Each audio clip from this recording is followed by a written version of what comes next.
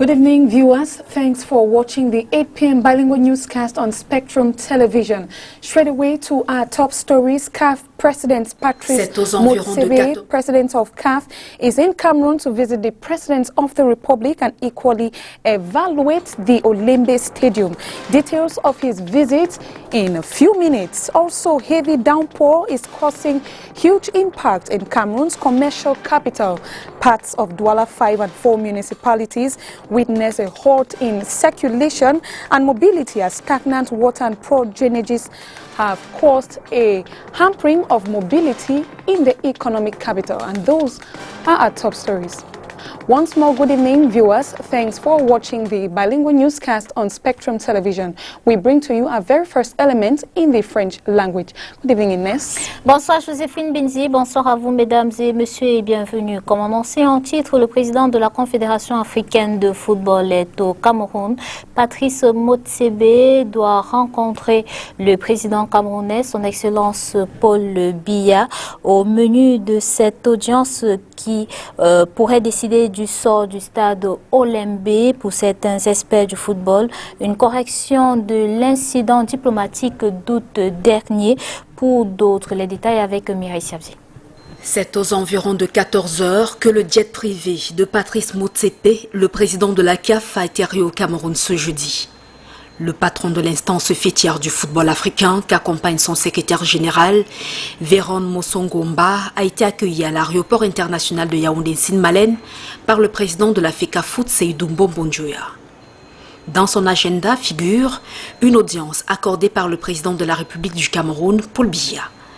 Les sujets à l'ordre du jour de cette rencontre au sommet de l'État entre le président camerounais et le patron du football africain n'ont pas été révélés. Toutefois, certaines indiscrétions indiquent que les débats devraient néanmoins tourner autour des préparatifs de la CAN Total Énergie 2021 que le pays des Lions Indomptables abrite du 9 janvier au 6 février. Cette approche s'appuie sur une lettre adressée au ministre camerounais des Sports et de l'Éducation physique, président du comité d'organisation de la CAN Total 2021, le mercredi 15 septembre par le chef du cabinet du secrétaire général de la CAF. Dans le dit document, Jean-Jacques Marcel Dienné promettait à Narcisse Moulé-Kombi de lui communiquer le programme de la visite dans les plus courts délais. Cependant, jusqu'ici, hormis l'audience programmée et tout dit, rien n'a réellement filtré. En outre, il faut relever avec certains analystes sportifs que cette visite intervient alors que la Confédération africaine de football avait finalement compris que les rapports sur l'avancement des travaux du complexe d'Olembe auraient été finalisés. Elle avait d'ailleurs manifesté sa surprise en obligeant le huis clos lors du dernier match à domicile des Lions Indomptables.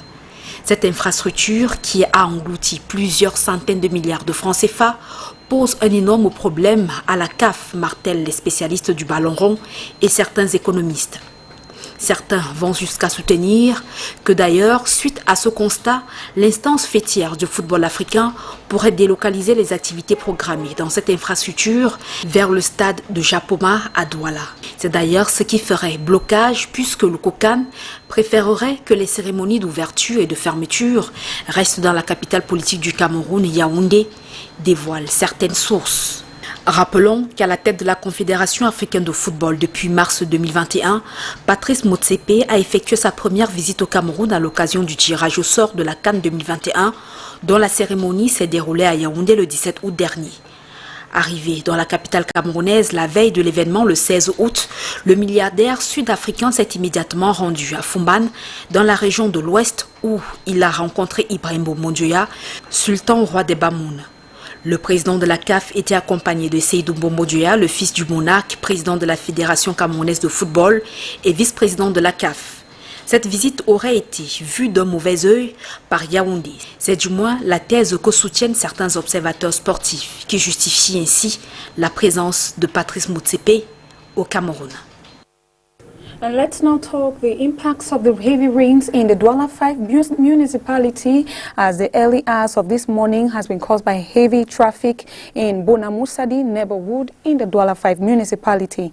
The rains caused the river Mbanya to overflow its bank, making it a veritable nightmare for inhabitants to circulate around the city. Catherine Kone has details. Once more, heavy downpour has flooded the city of Douala. Just like in the past, Bonamoussadi neighborhoods in the Douala 5 municipality is always affected. The heavy rains, which started early this Thursday morning, caused the Banyan River to overflow its banks, running across the vicinity. Le problème de l'inondation est récurrent, puisque au temps de Dr. Antonin, concerning the recurrent flooding, we had approached Fritz Ntonentone, who descended on the field to evaluate the situation. Later on, he gave instructions to his collaborators for them to do every necessary work on the drainages in the Banyan neighborhood. Till now, we have not seen any improvement, even though some works were carried out, but we keep experiencing flooding. Même notre chefferie, la chefferie de Banyan, est inondée de manière où le chef lui-même ne peut pas descendre et sortir pour ses emplettes. The surface runoff as a result of the overland flow caused a serious hold-up of traffic as the roads were impassable due to the large volume of the waters. Ça fait 3 heures du temps depuis 7h30 qu'on est là sur place, ça ne bouge même pas. We have been stuck here since 3 hours. Cars are not moving. Since 7 a.m. I can't turn back, so I'm forced to stay on the line. Ça c'est le premier tour depuis 7 heures. Je vais supporter, puis je suis au milieu, je suis à Calais, il n'y a pas moyen de rentrer. To make situation worse, houses were inundated, leaving their occupants in a miserable state. Ouais, c'est l'eau qui m'a chassé de la maison comme ça. Je suis sur la route avec la famille. J'attends que I am here on the roads because the heavy rain chased me and my family away from the house. I am waiting for the waters to reduce before we can get back to our house. Il n'y a pas moyen. Pas moyen. Depuis 3 heures, on n'a même pas dormi. Since 3 a.m. we have not slept. All our mattresses are wet due to the rains. Even to cook is a problem to us. Parce qu'on n'a pas encore drainé. Depuis 2019, qu'on a dit qu'on nous a dit qu'on va drainer. Depuis ce temps-là, on attend, on ne fait pas le drain. On ne sait pas le pourquoi. Il y a l'eau à sable jusqu'à on ne peut même plus rester là-bas. It is worth noting that it's been a recurrent issue that when there is heavy downpour, Bonamoussadi is completely cut off from other neighborhoods in Douala due to the traffic caused by the floods.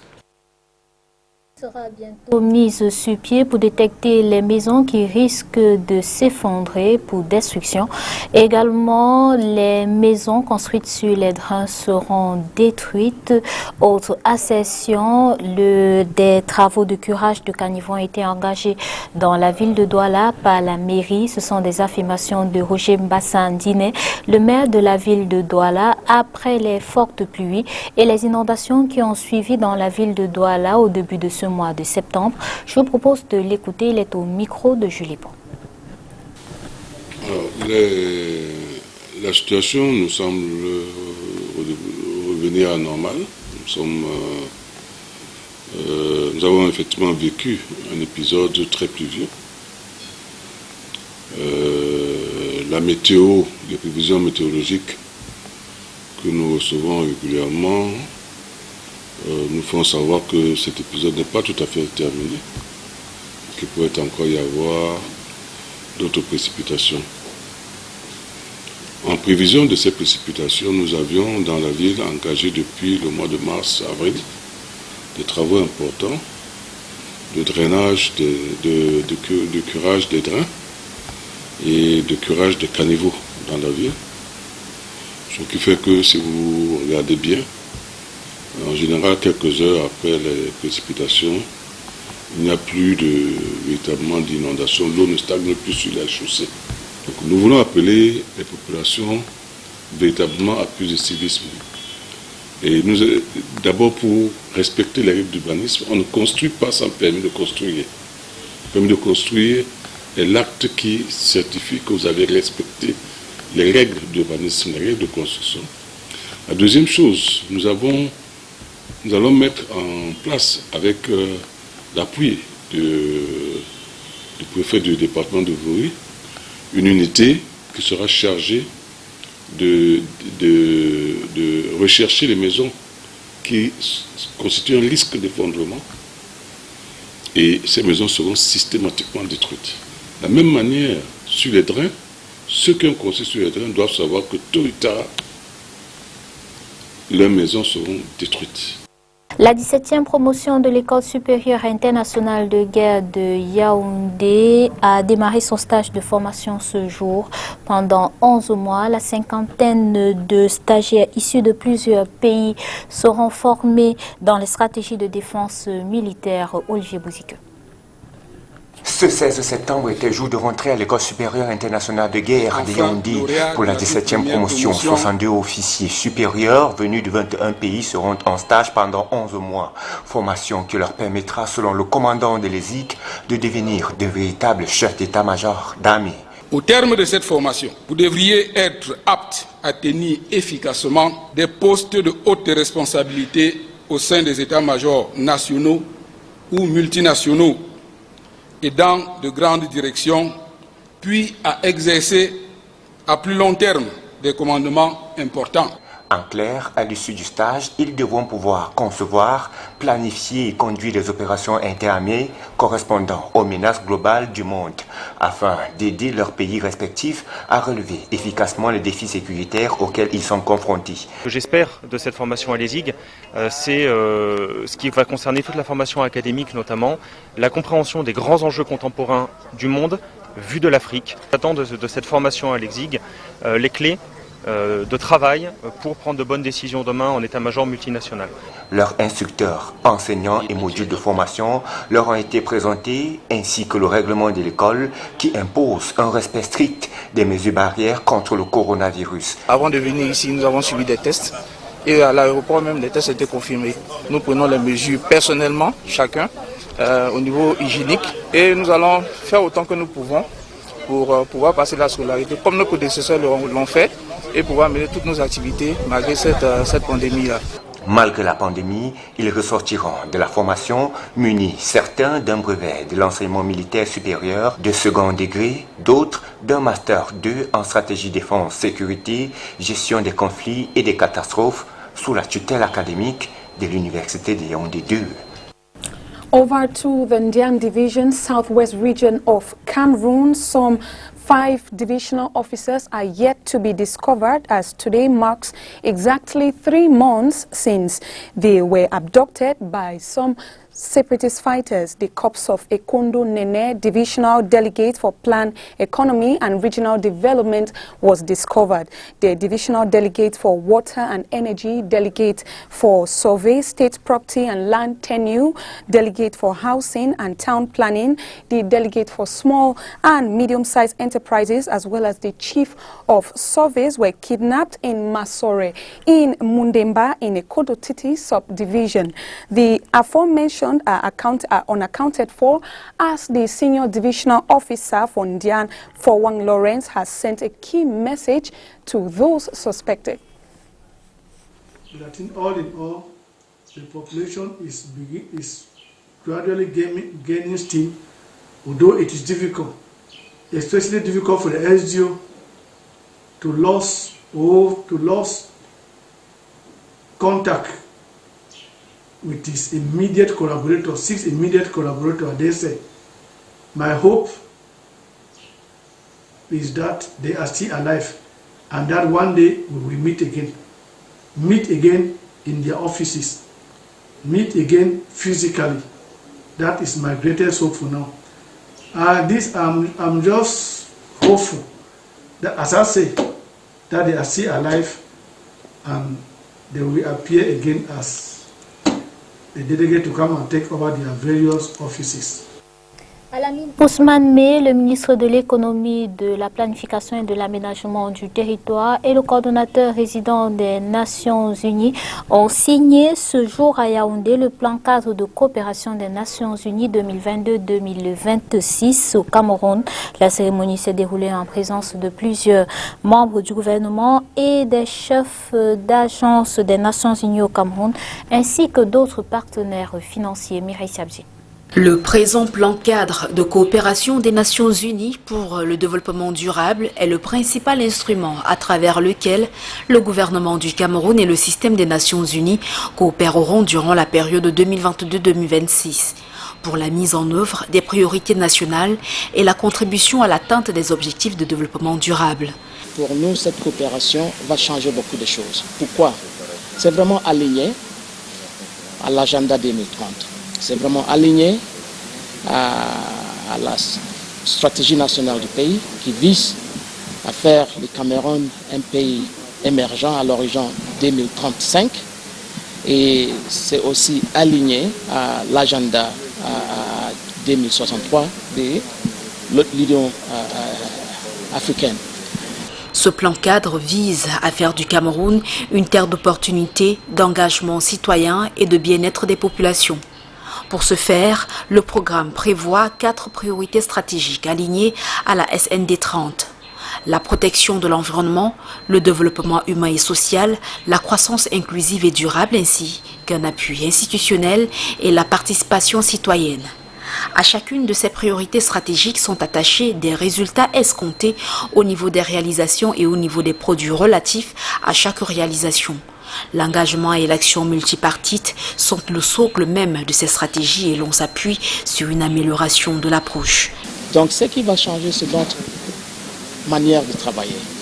Pour la première fois, avec les réformes, nous sommes obligés de pouvoir donner notre appui collectif au gouvernement pour le bien-être de ces populations. Donc on va travailler main dans la main au lieu de faire des compétitions entre les agences ou bien entre les gouvernements ou bien entre d'autres partenaires. Ce qui va changer aussi, c'est l'accent sur les partenariats effectifs. C'est-à-dire quoi? La mobilisation des ressources pour pouvoir accompagner le gouvernement dans ce chantier de développement.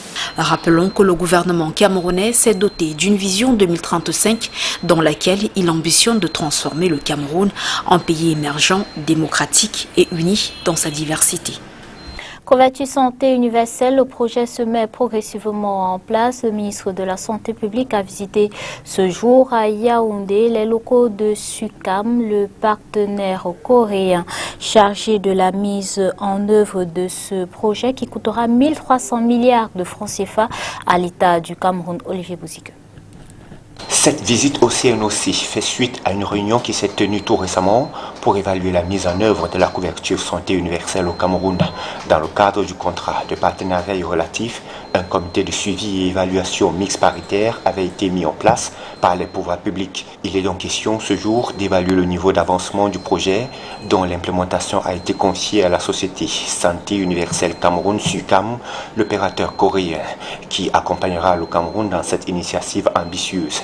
Et donc nous venons aujourd'hui de voir qu'il y a quand même un fort déploiement des équipements, de la logistique, pouvant permettre déjà les débuts, n'est-ce pas, d'un enrôlement dans les prochains jours dès que le gouvernement aura jugé nécessaire. Selon le partenariat public-privé conclu en 2020, la SUCAM devra implémenter ce projet par le financement, la conception, la construction, l'exploitation, la nomenclature, la réalisation et l'équipement de certaines infrastructures sanitaires à travers le pays. Nous avons vu le matériel roulant qui devait pouvoir permettre d'aller dans les villages.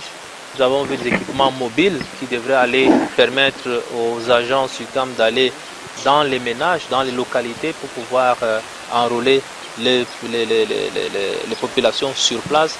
Et donc nous pensons que nous sommes en train de monter en capacité dans le cadre de la mise en place de cet important projet. Rappelons que l'objectif de cette couverture santé universelle est d'assurer une sécurité sanitaire aux populations par l'octroi des soins de santé de qualité et à moindre coût.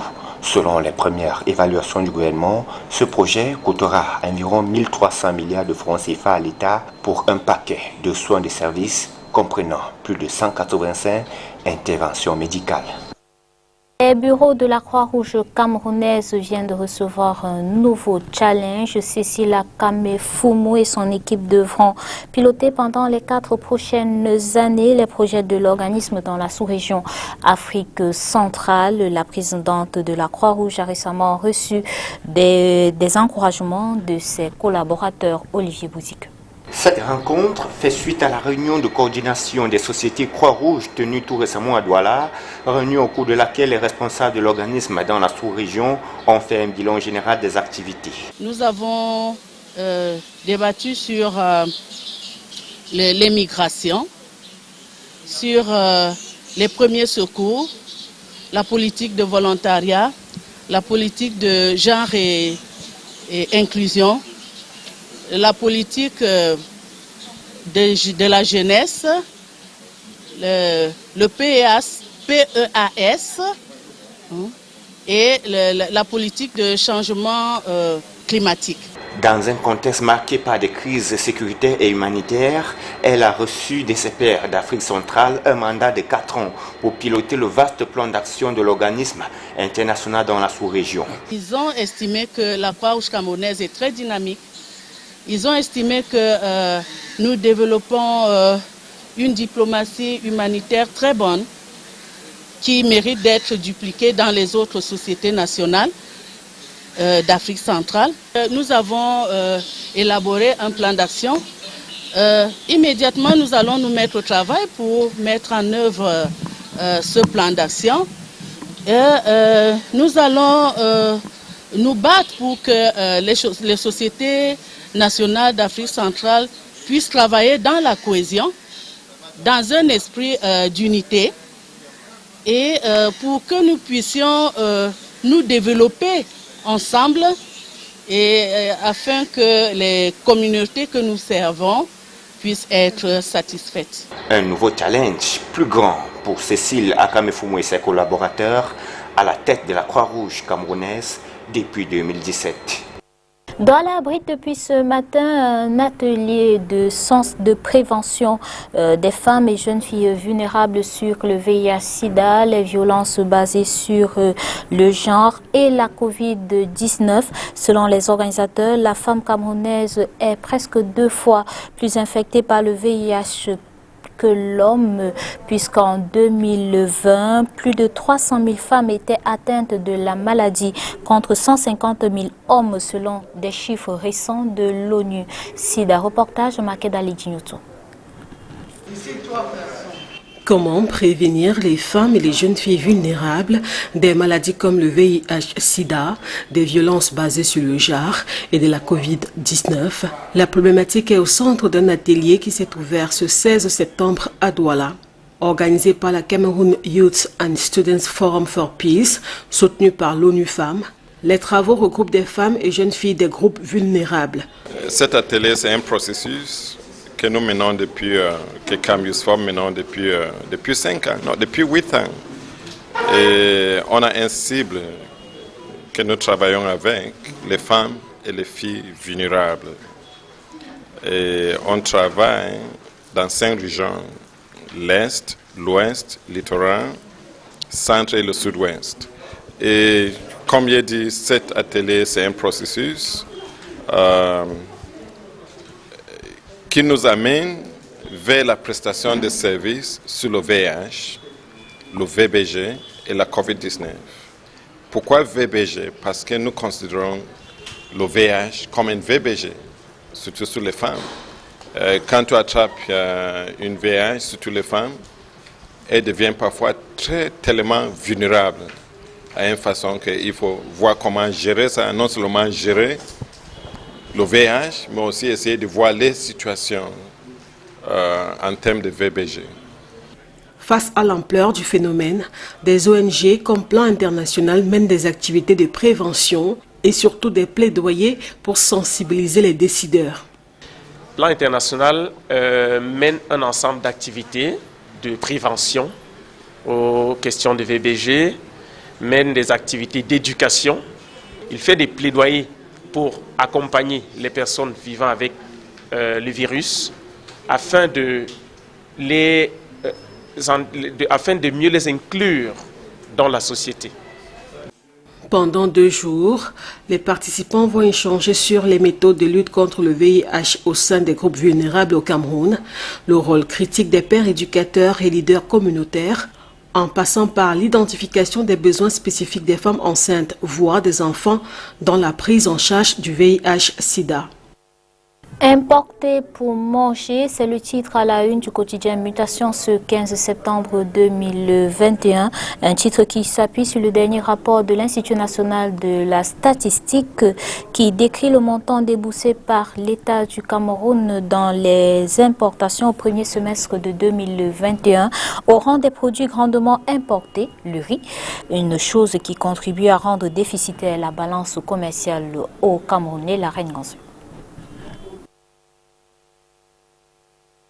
Du 1er janvier au 31 juin 2021, le Cameroun a dépensé 86 milliards de francs CFA dans l'importation du riz.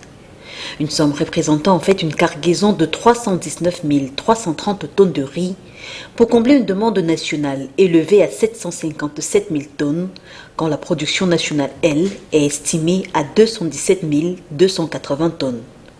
Si on se réfère en effet aux chiffres présentés dans le dernier rapport de l'Institut national de la statistique, les importations ont pour objectif de combler le gap de 540 000 tonnes de riz que la production nationale n'arrive pas à couvrir.